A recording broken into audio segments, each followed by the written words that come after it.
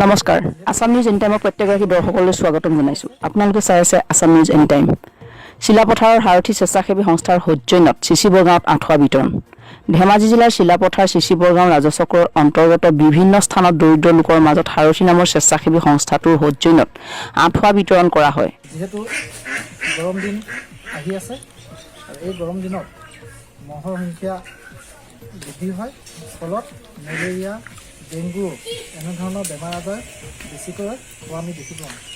এই ক্ষেত্ৰত আমি সামান্য পৰিত্ৰাণ দিবৰ কাৰণে আমি এইবাৰ 150 ঘৰ আমি অতি দৰিদ্ৰ লোকক চিলাপথাৰ অঞ্চলৰ অন্তৰ্গত চিচিবৰ গাঁও, গেলুৱা, ভৈৰৱপুৰ, অমিতপুৰ, চিলাপথাৰ বামগাঁও, পকাজান, কোলামুৱা, কোলাজান এই অঞ্চলত থকা আমি 100 ঘৰ অতি দৰিদ্ৰ লোকক আমি হাৰথী স্বেচ্ছাসেৱী সংস্থাৰ তৰফৰ পৰা আঁঠুৱা বিতৰণ কৰিছোঁ।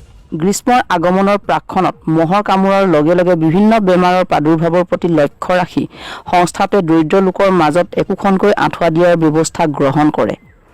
ৰাজহ চক্ৰটোৰ অধীনৰ লাচিত নগৰ, ভৈৰৱপুৰ, কোলাজান, বামগাঁও, অমৃতপুৰ, গেলুৱা, ছচাইটি, পালপট্টি, চিলাগাঁও আদি বিভিন্ন স্থানৰ প্ৰায় 150 ঘৰ দৰিদ্ৰ পৰিয়ালক আঁঠুৱা প্ৰদান কৰে সংস্থাটোৱে। উক্ত কাৰ্যসূচীত হাৰথীৰ মুখ্য সচিব মনোজ কুমাৰ দাস, সহকাৰী সম্পাদক আজেশ বৈদ্য, সাংস্কৃতিক সম্পাদক বিক্ৰম বৈদ্যৰ লগতে সংস্থাটোৰ সদস্যসকল পংকজ দাস, জয়ন্ত দাস, প্ৰতিমজিৎ সোণোৱালকে ধৰি সংস্থাটোৰ অন্যান্য কৰ্মকৰ্তাসকল উপস্থিত থাকে। এই কাৰ্যসূচীৰ দ্বাৰা দৰিদ্ৰ লোকসকল যথেষ্ট উপকৃত হ'ব বুলি স্থানীয় ৰাইজে জানিবলৈ দিয়ে। চিলাপথাৰৰ পৰা Banamali Mahanta, Assam news any time.